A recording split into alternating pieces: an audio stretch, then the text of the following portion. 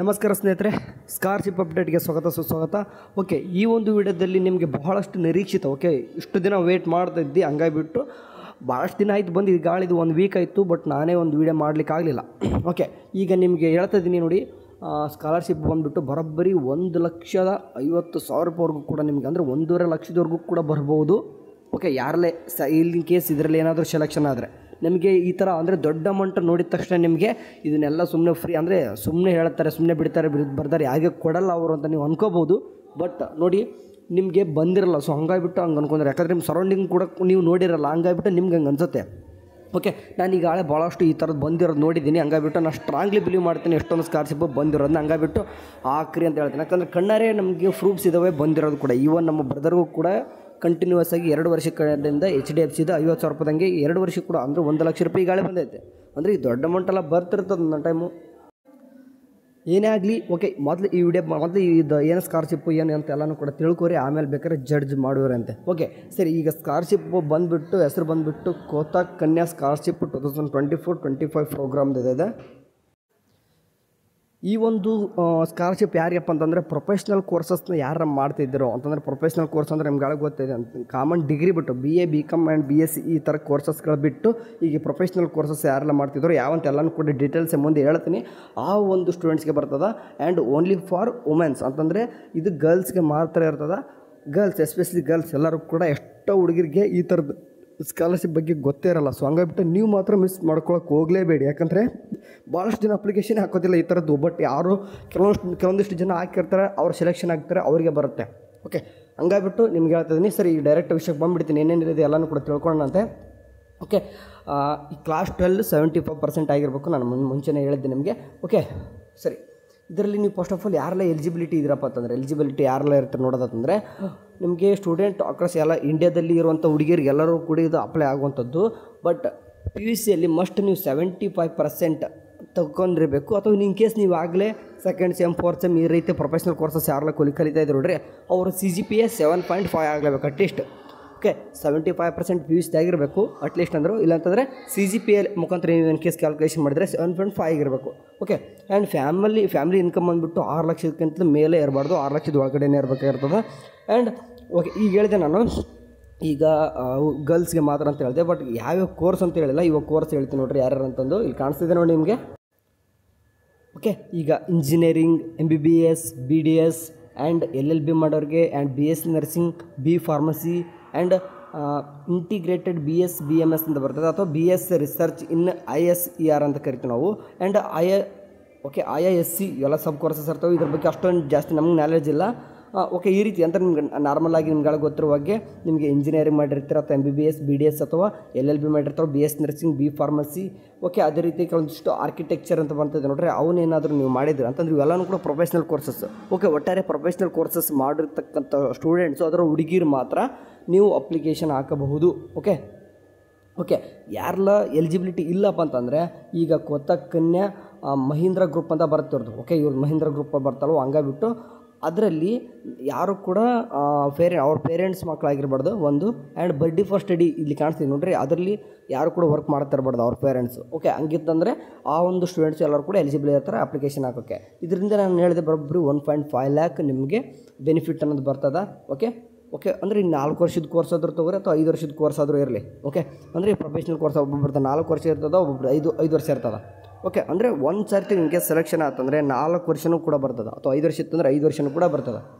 Okay, ಈಗ ಇಲ್ಲಿ ಏನೇನೆಲ್ಲ ನಿಮಗೆ ವಾಪಸ್ ಅಂದರೆ ಇದ್ರ ಮುಖಾಂತರ ಅವ್ರು ಏನು ಕೊಡೋಕೆ ಹೋಗ್ತಿದ್ದಾರೆ ಅಂತಂದರೆ, academic expense including tuition fees ಆಗಿರ್ಬೋದು, ಅಥವಾ ಹಾಸ್ಟೆಲ್ ಫೀಸ್, ಮತ್ತು ಇಂಟರ್ನೆಟ್ ಕೆಲವೊಂದಿಷ್ಟು ಆಕ್ಸೆಸ್ ಕೊಡಬೇಕಲ್ಲ, ಸೊ ಹಂಗಾಗಿಬಿಟ್ಟು ಅದು, ಮತ್ತು ಟ್ರಾನ್ಸ್ಪೋರ್ಟೇಷನ್ ಮತ್ತು ಲ್ಯಾಪ್ಟಾಪ್ಸ್ ಆ್ಯಂಡ್ ಸ್ಟೇಷ್ನರಿ ಅಂತ ಹೇಳ್ತಿದ್ರು. ಇವನ್ನೆಲ್ಲನೂ ಕೂಡ ಹುಡುಗರಿಗೆ ಅಂತಂದರೆ ಸ್ಟೂಡೆಂಟ್ಸ್ಗೆ, ಹುಡುಗಿರಿಗೆ ಹೆಲ್ಪ್ ಆಗಲ್ಲ. ಯಾಕಂತಂದ್ರೆ ಹುಡುಗಿರನ್ನ ಸ್ವಲ್ಪ ಜಾಸ್ತಿ ಶೈಕ್ಷಣಿಕವಾಗಿ ಮುಂದುವರಿಸಲಿ ಅಂತ ಉದ್ದೇಶ ಇಟ್ಕೊಂಡು ಕೋಟಕ್ ಕನ್ಯಾ ಪ್ರೋಗ್ರಾಮ್ ಇದೆ ಅವ್ರದ್ದು. ಹಂಗಾಗ್ಬಿಟ್ಟು ವರ್ಷನೂ ಕೂಡ ಮಾಡ್ತಾರೆ, ಈ ವರ್ಷನೂ ಕೂಡ ಮಾಡ್ತಿದ್ದಾರೆ.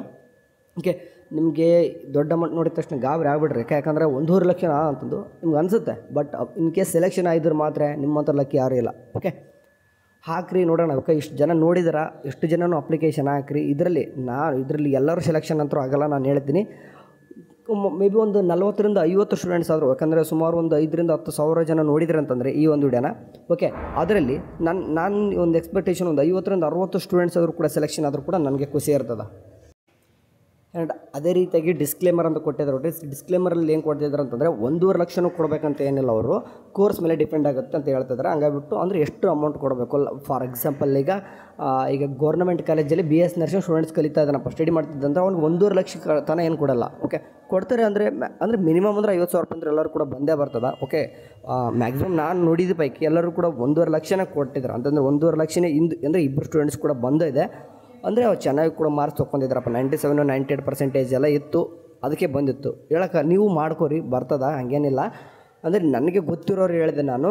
ಹಾಗಾಗಿ ನೀವೇನು ಮಾಡಿರಿ ಅಂತಂದರೆ, ಇವಾಗ ನಾನೇನು ಹೇಳ್ತೀನಿ ಅಂತಂದರೆ, ಆಲ್ಮೋಸ್ಟ್ ಅವ್ರು ಹೇಳ್ತಾರೆ ಡಿಸ್ಕ್ಲೇಮರ್ಲಿ ಎಷ್ಟು ಫಂಡ್ ಬೇಕು ಅಷ್ಟೇ ಕೊಡ್ತೀನಿ ಅಂತಂದು, ಬಟ್ ಕೊಡೋದು ಮಾತ್ರ ಎಲ್ಲರೂ ಕೂಡ ಸೇಮಾಗಿ ಕೊಡ್ತಿದ್ದಾರೆ ಅವರು. ಓಕೆ, ಅದೇ ರೀತಿಯಾಗಿ ಅಪ್ಲಿಕೇಶನ್ ಹಾಕ್ತೀರಿ ಅಂತಂದರೆ ಡಾಕ್ಯುಮೆಂಟ್ಸ್ ಏನಿಲ್ಲ ಬೇಕಂತ ನೋಡ್ಕೊಂಬಿಟ್ಟಿರ್ಬೇಕಾರೆ ಪ್ರೀವಿಯಸ್ ಇಯರ್ ಮಾರ್ಕ್ಸ್ ಕಾರ್ಡ್ ಬೇಕಾಗ್ತದೆ. ಓಕೆ, ಅಂದರೆ ಕ್ಲಾಸ್ 12 ಅಂತೂ ಮಸ್ಟ್ ಬೇಕು. ಅದಾದ ತಕ್ಷಣ ನೀವು ಸೆಕೆಂಡ್ ಸೆಮ್ 4th ಸೆಮ್ ಇರುತ್ತೆ ಅಂದರೆ ಇಂದೊಂದು CGPA ತೊಗೊಂಡಿರೋದು ಒಂದು ಮಾರ್ಕ್ಸ್ ಕಾರ್ಡ್ ಬೇಕಾಗ್ತದೆ. And income proof and parents or okay guardians ಅಂತಂದರೆ ನಿಮ್ಮ ಪೇರೆಂಟ್ಸ್ದು ಕೂಡ ಒಂದು ಪ್ರೂಫ್ ಬೇಕಾಗ್ತದೆ. ಅದಾದ ತಕ್ಷಣ okay constitute ITR or parents for FY 2023-25 if available. In case ಅಲ್ಲಿ ಇತ್ತಂದರೆ ಇಫ್ ಅವೈಲೇಬಲ್, ಆಲ್ಮೋಸ್ಟ್ ಯಾರು ಇರೋಲ್ಲ, ಇನ್ ಕೇಸ್ ಇದ್ದರೆ ಮಾತ್ರ ಹೇಳ್ತದೆ ಅವರು.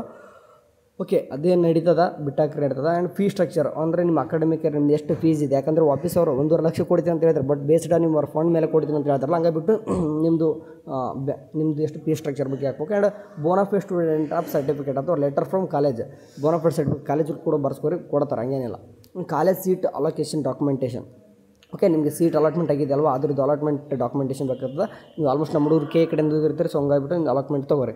ಅದರ college entrance examination score card. Okay ಕಾಣಿಸ್ತೀನಿ ನೋಡ್ರಿ. ಈಗ ಕಾಲೇಜ್ ಎಂಟ್ರೆನ್ಸ್ ಎಕ್ಸಾಮಿನೇಷನ್ ಬರ್ದಿರ್ತಾರೆ, ಫಾರ್ ಎಕ್ಸಾಂಪಲ್ CET ಎಕ್ಸಾಮ್ ಬರ್ದಿರ್ತಾನೆ ಅಂದರೆ ಅದ್ರ ಸ್ಕೋರ್ ಕಾರ್ಡ್ ಕೂಡ ಬೇಕಾಗ್ತದೆ. ಆ್ಯಂಡ್ ಅದು ಆಧಾರ್ ಕಾರ್ಡ್ ಬೇಕು. ನಮ್ಮ ಇಂಡಿಯಾದಲ್ಲಿ ಇದ್ರಂತ ಆಧಾರ್ ಕಾರ್ಡ್ ಮಸ್ಟ್ ಕೇಳಾಕತ್ತಾರೆ ಎಲ್ಲದಕ್ಕೂ. ಅದೇ ರೀತಿ ಇಲ್ಲೂ ಕೂಡ ಇದೆ. ಆ್ಯಂಡ್ ಬ್ಯಾಂಕ್ ಪಾಸ್ಬುಕ್ ಅದ. ಅದೇ ರೀತಿ ಪಾಸ್ಪೋರ್ಟ್ ಸೈಜ್ ಫೋಟೋಗ್ರಾಫ್ ಬೇಕಾಗ್ತದೆ. ಆ್ಯಂಡ್ ನೋಡಿ, ಇನ್ ಕೇಸ್ ನೀವೇನಾದರೂ ಅಂಗವಿಕಲ ಏನಾದರೂ ಇತ್ತಂದರೆ ಡಿಸಬಿಲಿಟಿ ಸರ್ಟಿಫಿಕೇಟ್ ಹಾಕಿ, ನಿಮಗೆ ಜಾಸ್ತಿ ಪ್ರಿಫರೆನ್ಸ್ ಕೊಡ್ತಿರ್ತಾರೆ.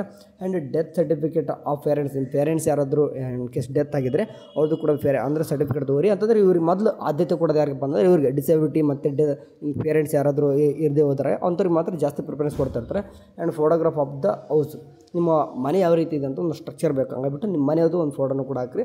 ಅಂದರೆ ಇಷ್ಟೆಲ್ಲ ನೆಸೆಸರಿ ಹಾಕಿ, ಇಷ್ಟೆಲ್ಲ ಡಾಕ್ಯುಮೆಂಟ್ಸ್ ಏನಕ್ಕೆ ಕೇಳ್ತಿದ್ದಾರೆ ಅಂತಂದರೆ ಸ್ಟೂಡೆಂಟ್ಸ್ ಯಾವ ರೀತಿ ಇದ್ದಾನೆ, ಓಕೆ ಅವ್ನು ಅಸೆಸ್ ಮಾಡಬೇಕು. ಸೊ ಹಂಗಾಗ್ಬಿಟ್ಟು ಅವ್ನು ಫಿಸಿಕಲ್ ಅಸೆಸ್ ಮಾಡ್ತಾರೆ, ಎಲ್ಲ ರೀತಿ ಮನಿ ಎಕನಾಮಿಕಲ್ ನೋಡ್ತಾರೆ. ಅದೇ ತಕ್ಷಣ ಅವ್ನು ಎಮೋಷ್ನಲ್ಲು ಕೂಡ ಅಟ್ಯಾಚ್ಮೆಂಟ್ ಮಾಡಬೇಕು. ಓಕೆ, ಒಂದು ಅಂದರೆ ಅದರಲ್ಲೂ ಬೇರೆ ಎಸ್ಪೆಷಲಿ ನಾನು ಹುಡುಗಿರಿಗೆ ಮಾತ್ರ ಅಂತ ಹೇಳಿದ್ದೆ ನಾನು ಇದನ್ನು.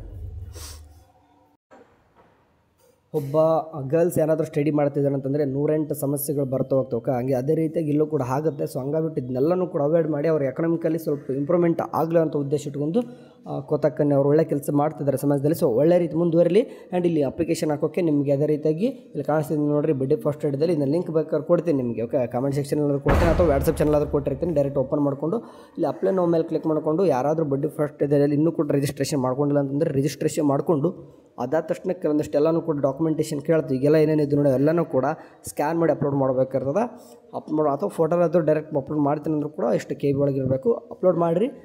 ಓಕೆ, ಇನ್ ಕೇಸ್ ಸೆಲೆಕ್ಷನ್ ಆದರೆ ಮತ್ತು ನಾನು ಹೇಳಿದೆ ಸುಮಾರು ಒಂದು 50 ಸ್ಟೂಡೆಂಟ್ಸ್ ಆದರೂ ಕೂಡ ಸೆಲೆಕ್ಷನ್ ಆದರೆ ಮಾತ್ರ ನನಗಂತೂ ತುಂಬ ಖುಷಿ ಆಗುತ್ತೆ. ಯಾಕಂದರೆ